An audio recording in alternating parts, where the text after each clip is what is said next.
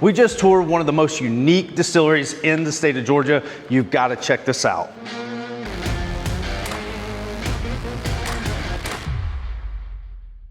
So Matthew, why don't you tell me a little bit about how you guys got this started and where the idea came from? So I grew up in Kentucky, and I didn't think much of any of the distilleries when I was there. But it wasn't until I got into college, naturally, that I started to appreciate some of the history that came with the distilleries. We used to visit all the Bourbon Trail, and a friend of mine and I actually were looking at starting a distillery way back in college. Nice. And we had developed a brand and a product and everything like that. And unfortunately, shortly after, he had passed away. And we shelved that idea. I shelved that idea for several years. And then I had met my wife. And we were talking about, yeah, we were going to start a distillery someday. And we had these brands, and I start showing her this stuff. And then we start living some of that. I took her up to Kentucky, where I was from, and we went through the Bourbon Trail. We visited all the distilleries. We visited Seelbach Hotel, the Brown Hotel where the hot brown was invented, and all of these places. And she really fell in love with Kentucky and the culture of Kentucky. And hearing my idea of this distillery and started taking it a little more seriously. I didn't actually take a serious move on the distillery myself until my first daughter was born. And my wife then pushed me and was like, you need to do something with this. And beyond a hobby. And that's kind of when the wheels started really turning. Okay, awesome. Well, if you don't mind, we'd love to go in, take a look around, and let you just show us around and kind of tell us a little bit about what you guys do and show us the place. Absolutely. So our beautiful train depot down here in Montezuma, it was built in 1890 by Central Georgia Railways. And it was a freight depot, so the only thing they did was move freight. We were sort of the north, south, east, west depot. So we brought all the products in from the fields, and we moved it either to Alabama and mostly to Savannah. And this depot went out of service in the 1960s, and it changed hands several times. And about 4 or 5 years ago, we moved on in. There was a museum here, and we moved in. This is our gift shop. We're working through renovations. The renovations have been a little slow, though, because as you may notice in the wall, we are peeling back some of the layers of paint. We're trying to find what's renovated, when it was renovated, and what the history of all of that is. Yeah. Because we really want to do an authentic renovation through the building. Yeah. So we're working in that direction. This looks like the fun room here. This is the gift shop. Our gift shop, our idea for the gift shop was sort of that bourbon coffee shop vibe. That you can come in, you can have a dram, you can sit for a while, you can hang out all day if you like. We have there's a distillery in Kentucky which is now Castle and Key, but it was actually Old Taylor Distillery. That was actually the distillery that my friend and I had wrote the business plan to buy. And that would have been back in 2007, 2008. So we have a couple of small pieces there. It's occupied now. It's beautifully restored up on the Bourbon Trail. But that was actually where a lot of this got kicked off. We were going to try to buy that distillery. Didn't know how, didn't have the money, had no clue what we were going to do with it. Our idea was we were going to sell restoration tours, and you could just come visit these grounds and we'd build off of that. So that distillery has a special place in our hearts here. Our little heritage to Kentucky. A lot of these there's a lot of pieces in here. We're very fond of the bright fiesta wear, that kind of dinner wear. That's just something, we love the bright colors. We're working on we love old records, we love old music.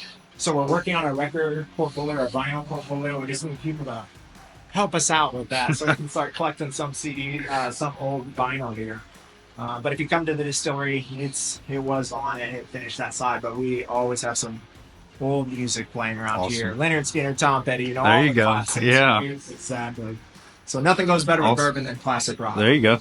Looks like a little spot you could hang out all day right there. Yeah, exactly. Sometimes we do when we're waiting on tours. There you go. Or we're waiting on, we do more private tours than public, but when we're waiting on a tour, we'll definitely hang out here and you can kind of wait and see. Awesome. Yeah. We're a little bit of an antique collector, so you'll probably see antiques around here. The original idea, and it's still the current idea, is that as we restore the building, we're going to start finding and bringing antiques in from the local area. That process is a pretty slow process. That's why we have a couple of other pieces in here in the meantime. But like this mantle came out of a house in Ideal, which is about 20 minutes further down the road than we are already. So probably about an hour from here. Mm-hmm. These different candelabras that are around, those we picked up in Woodbury. Okay. Those are historic from the 1890s, so they actually would have been period correct to this building. There's some other pieces that actually existed in this building, from my understanding, and Macon County Museum is that scale for mostly for bales or small box products. Okay, That gotcha. we have a bigger scale built into the building. But those are just some antiques that belong to the building too. So we just kind of occupy our space and we just kind of just absorb where we're at and try not to overly touch it. We just kind of want to preserve it the best we can.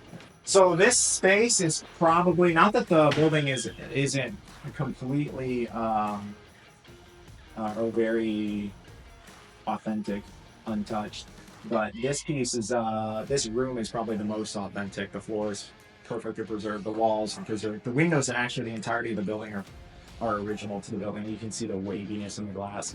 But before these bathrooms were here, this would have been a walled off hallway that went straight to the front door. Okay. And this is where they would have been changing the different track directions and allowing cars to come in and stop. So originally this building, it has one set of tracks that are still in use by Norfolk Southern, who over years of different buying, I guess, had bought Central Georgia historically through the line. There would have been two more sets of lines on each side of this building.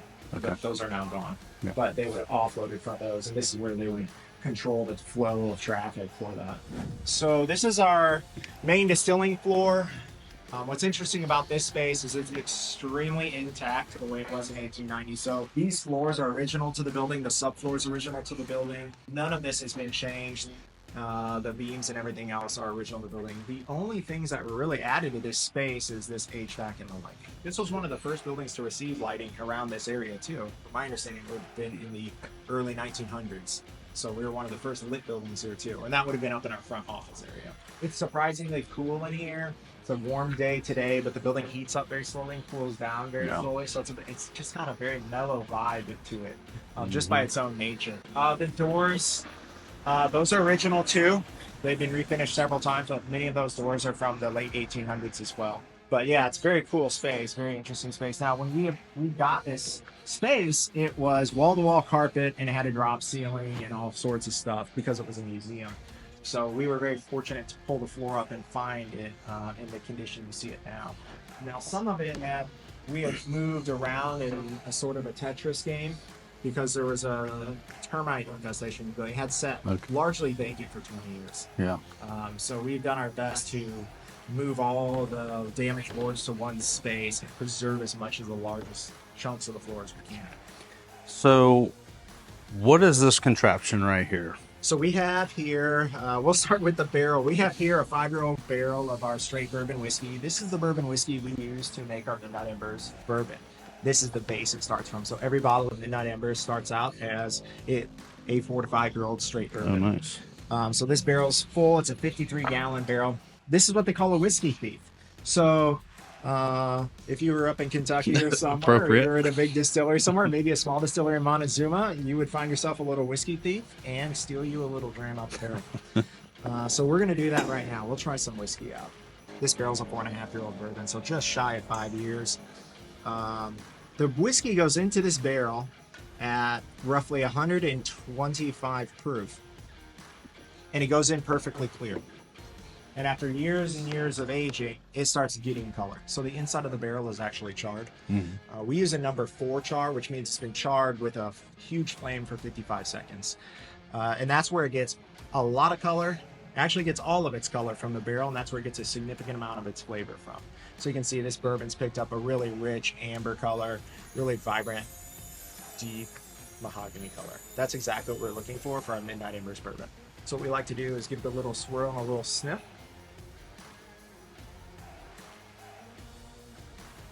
Absolutely, yeah. We're always doing quality control, so we can always try a barrel out anytime. So this barrel, we tried pulled this barrel earlier. This one's actually being reviewed for a single barrel bottling. So while we're not currently doing single barrels, this is going to be our first one. And what that means is we're going to take this barrel it's got a few years to go, but at 6 or 7 years, we're going to take this barrel and we're just going to dump it. We're not going to filter it. We're not going to cut it with water. And whatever it tastes like straight out the barrel is what it goes straight into a bottle at. Okay. It's currently coming in at 127 proof. So yeah, it it's is. actually gone up in proof from its bottling or from its barreling just slightly. If you look at our brand, you look at our logo, it has the moon and the fairy on it. The moon, a lot of times in folklore, represents Kentucky, and by extension, that represents for us bourbon whiskey, moonshiners. So a lot of times when you read about the old history, the old folklore, they'll represent the moon, will represent bourbon or Kentucky or something, moonshine, those sorts of things. Now the fairy for us represents the botanicals that go into that. So we know all about Van Gogh and his go with the absinthe fairy, right? So that is our green absinthe fairy. She represents all the botanicals that go into our spirit. So what we do that's very unique, and it's a very long process, and it's a very meticulous process. We start where most distilleries bottle that barrel at 5 years old, 4 or 5 years old. We start with that product, and we'll dump that barrel out, remature it. We'll mature it with several dozen different botanicals, and then once its flavor is correct, we taste every single batch, we compare it to the previous batch, and then once it's correct, we'll proof it down to 82.6 proof. So that's really our claim to fame. A large portfolio of our products are very botanical heavy in that sense, and that's where Midnight Ember sits as well. Midnight Embers has 4 brothers and sisters in its portfolio. We're only currently producing one of those, but we do have a portfolio of those botanical infused whiskeys. So those are coming in the future. As a matter of fact, we're working on one now that we hope to have out maybe later this fall or into early next year. I think it was probably a couple months ago we tried some of your drink down at the Perry. I think it was a bourbon and beer festival, if I'm not mistaken. So I know we saw you guys down there. You had a tent and you had some samples and everything, and we were able to try it. And so maybe can you just tell us a little bit about what you guys do as far as getting out into the community and doing events like that and trying to get people to sample your drinks? So we have a huge outreach program. Well, not huge, actually. We don't get out a whole lot, actually. Most of what we do is bring people into the distillery for a tour, a tasting. We do private events and public events as well. But when we do get out to the community, we do a tour. We usually do a tasting of our products, and we usually have some sort of cocktail that we're showcasing that night. And Midnight Embers is a very easy cocktail friendly bourbon. So one of our favorites is, of course, the lemonade and bourbon.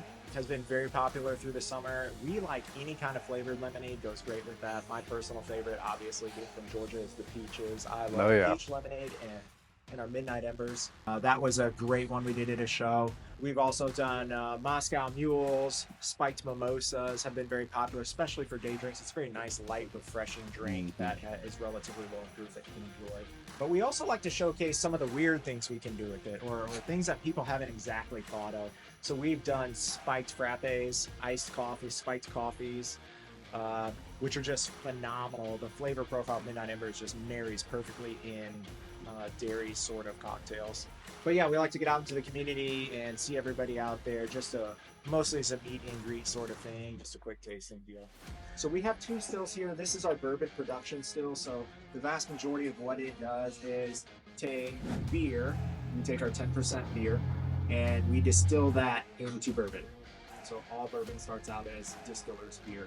We do that with this still. It is a 175-gallon hybrid pot, which means that it is in and of itself a pot still, and the hybrid portion being this distillation column. All of our stills, and actually all of our equipment, was custom designed by myself, my wife, to do exactly the products that we want to do. So they're highly tuned to do what we want to do with them.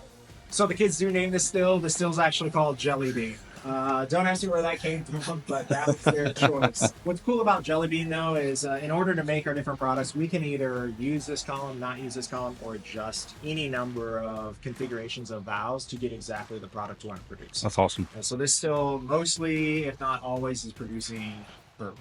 And we do double distillation of bourbon. So the first time the bourbon comes off the still, it'll come off the still at less than 100 proof, and we call those the low wines. So when the low wines are coming off, that's just the first distillation where we separate the grain from the alcohol. It's a little bit cloudy, doesn't have a very intense alcohol flavor, and it's a nice bready flavor, bready scent from the yeast and the different grains. What we'll do then is, once that run has been completed, we'll put those low wines back into the still, and we'll do what we call doubling. And we'll run those back through the still again, and then those come off at 135 proof. We call those the high wines. High wines are then proofed down to 125 or less and put into a barrel to be aged. When you're making bourbon, there's several laws we comply with because bourbon is America's only native spirit. And as America's only native spirit, Congress defined in 1964 exactly what it means to be a bourbon. So it needs to be at least 51% corn. It has to be distilled at no more than 160 proof. And it has to be put into a new charred American white oak barrel at no more than 125 proof. And it has to be aged in that barrel for our use to be a straight bourbon at least 2 years. We go way past that. We do 4 to 5 year olds out of that. So we check all those boxes to be a straight bourbon whiskey. There you go. This was our scale. This scale, to my knowledge, was part of this building. It was installed when the building was installed in 1890, and it still does work. It's shored up so it doesn't move around, but we have played with it, and it in fact does move just a little bit here. Right now, it's shored up. We don't use it, and we use it to showcase the different grains that go into our bourbon. Of course, being at least 51% corn. We use rye in our whiskey, not wheat, and then we use a malted barley. Awesome. As well. This is our display of how the bourbon ages through the barrel. So as you can see, the barrel actually has this really beautiful charred inside to it. And you can see it's kind of bumpy. They call this an alligator char, right? It's got this really beautiful charring on it. And if you look closely at this stave, this is from a barrel that we tore down here at the distillery. There's an orangish red line in there. During the summertime, when it gets very warm like today, the barrel and the whiskey gets very warm, and it's the pores of the oak wood actually open up, and the whiskey goes through the char and goes into the wood. And then when it gets cooler at night, it actually comes back out. So this line is the maximum extent that the bourbon whiskey went into the wood. And it does that for years. It does that every single day. And it does that all year long. As a matter of fact, when we crack that barrel open, it'll make a little bit of a sigh. And that's because the barrel on a hot day like today is actually under pressure. Yeah. So you're releasing some of the pressure from that barrel. Now, when it goes into the barrel, that whiskey is perfectly clear. And it goes in at no more than 125 proof. And that's our high wine. Now, after 2 years of sitting in that barrel, hot summer days, cooler summer nights, cold winter days, it goes in and out of that char, and it picks up all of its color from the barrel. And it picks up a significant amount of its flavor. It also mellows down. So if you've ever had moonshine or vodka or something like that, and it has like some bitter tones to it, it seems harsh, the barrel is mellowing that down. The barrel is actually a very rudimentary charcoal filter, as a matter of fact. So when you charcoal filter water, you're essentially doing what the barrel is doing. It's the whiskey is going through that layer of char to get into the wood. Yeah. But as the whiskey ages, our whiskey the whiskey can either go up or down in proof. And it depends on the building. It depends on the climate. Here, our walls are very thick. As a matter of fact, they're something like 14 to 16 inches thick in many places. So the building heats up very slowly and it cools down very slowly. And so that makes a very mellow bourbon because the whiskey is it's not being pushed around aggressively. Right. So we think that makes a very clean, mellow bourbon. But it also means it ages a little bit slower. Its proof stays a little bit lower. So this building can only produce a whiskey in the 121 to 127 proof range. So it's in a very small range. You may have seen whiskeys in the market. Sometimes they're 130, 140 proof. Just the structure of this building won't produce a bourbon like that. So this bourbon is a 4-year-old bourbon, and it comes in, this one came in at 125 proof. So it hadn't changed since it was entered into the barrel. And then when we're ready to use that, this is a sample of our 5-year-old at 127 proof bourbons. So as you can see, it picked up a very nice dark color, very rich color. It has a very smooth, mellow flavor to it as well. And it's just right for making bourbon. When these are made, bourbon has to be made in a brand new charred white oak barrel, meaning that barrel can never be used for anything except making bourbon, and it has to be brand new when it's used, and it can never be used again. So when our barrels of whiskey are dumped, we're done with them. We sell them here and there. There's a market for them. Many of them go to Scotland to make other types of whiskeys. A lot of them are now used to make beer and those sorts, but they can never be used to make bourbon whiskey again. These barrels take something like a year to make. The tree is cut down and the wood is cut up to the different types of staves, and it's left outside to season. Most of our barrels are seasoned in the 6 to 8 month range. That's pretty standard with what independent stave does. And then they're made into a barrel at that point. So it takes 6 or 8 months just to get the barrel made. And then it takes it takes a week or so, or a little more maybe, to make the bourbon itself and fill it. And then to make Midnight Embers, it takes another 5 years. So we are in the long Yeah, you game. definitely have to have some patience on that. We have all day. These are just a few more barrels. What I think is kind of cool about these, so if you ever do a tour at the distillery, that's where we spend a lot of time talking about the barrel. That's my favorite part to talk about, because that's where all the magic is kind of happening. When the barrels are filled, there's actually no nails, no adhesives, or anything else to make a barrel. The barrel is held completely together by these hoops, these metal hoops. And there's beeswax that holds the front of the barrel together, the head of the barrel together. And all of that is because we don't want anything in there to affect the flavor of the bourbon. They go to very extreme lengths to make sure that it is very cleanly put together that way. As a matter of fact, the bung itself is actually made out of poplar, which is a neutral flavored wood. There are barrel finishes that can be done as well, but usually not out of the barrel, because oak happens to be the best one to swell up properly and not leak. But as you can tell, it's not uncommon for a barrel to leak. This barrel has had a leak in it, and it does leak from time to time. We call that the candy. So that's the barrel candy. It's it's a very sweet flavor to it. But what happens is the barrel will seal itself. So as this starts to weep through in different spots, the high amount of sugars that's in the whiskey that it's extracted out from the wood, it'll gum up and seal itself over time. What's also interesting about the barrel is that when we say that bourbon whiskey is 4 to 5 years old, and this is a 53-gallon barrel, we don't mean there's 53 gallons of bourbon left in it. As a matter of fact, usually when we pull a barrel, they're around 42 gallons. So 11 gallons of whiskey is missing from that. We call that the angel's share. So the longer that barrel sits, the longer that barrel ages, the less whiskey that is in it. But that whiskey is very smooth, very rich as it ages too. So that's sort of the trade-off we have to make there. Yeah, for sure. All right, I like that. As you come through the distillery, especially on a summer day, you will smell the angel's share in the air. You can smell the barrels, you can smell the whiskey aging. So this looks like your laboratory back here. This is we have our lab space through here. We have also a glass distillation setup, and we have enough glassware to replicate what our stills are doing, so that anything we produce in a lab environment, we can scale that up into the production stills. Most of what we do here is not to distill it for production. We have those recipes down pretty well. Most of this is for proof or compliance with our governing bodies within the government. So we are regulated by several governmental agencies. As you know, it's illegal to distill anything in the United States at all, whether it's for personal use or not. We do most of our lab work to prove compliance with those agencies. So when a batch of bourbon comes through and it says that it's 82.6 proof on that label, we actually have to distill that batch out and prove to them that batch is 82.6 proof. So that's mostly what we do here. So we talked about how the kids name things. They're not creative on some stuff and we're creative on other things. This is Big Blue. All right, there you go. Big Blue is part of our larger small batch distillery. So we have 2 distilleries within this building. What we just showed was the larger one. It has a 175 gallon capacity. The fermenters are being designed right now. Those are roughly 400 gallon fermenters for producing the beer to distill. This is part of our small batch distillery. This is the 150 gallon. So what we do is we have to cook all of our different grains in here. It usually takes about 2 hours to do a cook. It's an automated process so that we punch in the temperature range we're looking for and the temperatures we want, the times we want.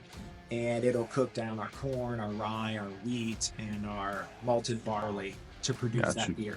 And what we're really trying to do in the mashing process is break down the corn and release all the starches into the water. And once those starches have been released, we'll put malted barley in there. And the malted barley has various enzymes in it that will cut up those starch chains and break them down into fermentable sugars. And the sugar content will be up in the low 20% range. And that's really what we're doing here, is get those sugars out so that we can ferment it to alcohol. So when that's done, that's about a 2-hour process. We'll pump it into any number of these fermenters. These are custom designed to do exactly what we want them to make the products we want to make. So when we're doing a bourbon, many bourbon distilleries will open ferment their whiskey. We do that too to a degree.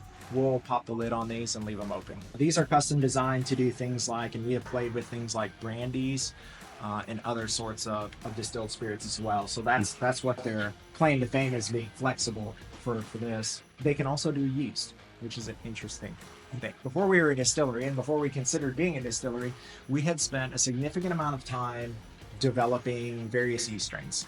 And to such a degree that we thought we would be a biologics company for breweries and distilleries. We thought we would produce different yeast strains and we would produce different bacteria strains for that industry. That company still exists. It doesn't sell anything anymore, but we have all that intellectual property and all that thing, all those things we've learned. As a matter of fact, we still maintain a large number of those yeast strains in storage. So these tanks are also designed to be able to propagate and are very accurate to propagate the conditions needed to make large-scale yeast. 2 of these are missing. They're on their way. So this is actually a 6-tank setup. If you visit our distillery, you will hear children screaming here. I have 4 children under the age of 9. They will be screaming in the background, running around the background, or trying to stick their face into you. Hey, that's all right. Talking about. Yeah. So we are a family distillery. We're family owned and operated, and they're part of that family. So when we say LaHood and Company, they're the company. There you go. But normally a fermentation here will take, when it's warm, it'll take something like 3 to 4 days. When it's a little cooler, 4 to 5 days. And that's why we have the 6 tanks. It gives us some flexibility on our production schedule. But once it's, what the main job here is for that yeast to go in there and take the fermentable sugars and convert that to alcohol. We know this tank is done when it has a very dry, sour flavor, and when it has about a 12.5% alcohol by volume content. And at 12.5%, we won't stop the fermentation. We'll pump that fermentation into our smaller of the 2 stills. This is more our small batch still. This is my favorite of the 2 stills. This one's called Peaches. Peaches claim to fame. It's a 65-gallon hybrid pot. It's actually a geometric scale of the other still. We can do anything we do here, we can scale that up into the other still without having any change of flavor profile or any modifications of the recipes that we're doing. Our stills are completely analog, meaning there's no digital process, there's no computers. It is us smelling, tasting, feeling, proofing, everything coming off here to know that that spirit is exactly right and it's going in the right direction, or in the wrong direction. We got to steer it the other way. And I say the wrong direction because this is our experimental still as well. So we run all kinds of different products that don't make it to the shelf, that we're just sort of playing with the flavor profile and seeing where it heads. What's interesting about this still though, we designed it to be like a large Lego piece. Each one of these metal clamps comes apart, and we can change the number of distillation plates here, or the geometry between plates, all that sort of stuff. And it allows us to really hone in on the proof, the flavor profile of whatever we're distilling. So if I was going to distill a bourbon here, we wouldn't use any plates. If I was going to do a rum, I might run 1 or 2 plates, depends on the flavor I want. If we're doing a brandy, I'd probably just do 1 plate. If I'm doing a vodka, I would do all the plates. So it's very flexible still. So we use it a lot because it's very easy to work with. Yeah. Because it's a Lego piece, it comes with some other accessories, I guess you'd say. We can remove all the plates and use the straight neck on it. If we're doing a bourbon, we would just do that 1 distillation of the low wine, the 2nd distillation of the high wine. We also have this very, very beautiful glass column so that when we're doing something like a vodka, we can watch the process. It's very interesting to watch, very cool. So essentially what happens in the distillation process, you'll see that there's these various bubble plates on there. Some of the bubble plates are pointing upward, some of them are pointing downward. When the distillation is taking place, so during the distillation process, the alcohol vapors are coming up from the bottom of here and going up to the top of the still. And at the top of the still, there's a deflagmator, which is a cooling condenser. It condenses, and we can adjust the various rates there of how much condensation is occurring. And essentially, the liquid alcohol then rains back down the column. And as it's doing that, there's a lip inside each of these bubble plates that's about a little more than 1/4 inch, and it allows the alcohol to pool up on the plate. And then as the vapor comes up through the pooled up alcohol, it instantly boils that. So it's used to do clarification of alcohol, and it's used to dramatically increase the proof. This still is capable of producing 195 proof alcohol through a distillation using a 6-plate column.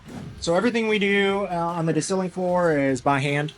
All the distillation's by hand. All the tasting obviously is by hand. And when the product is just right, ready to bottle it, we'll bottle it right here. This is where the kids really come in. They usually will do the rinsing here. This is our bottle rinsing machine.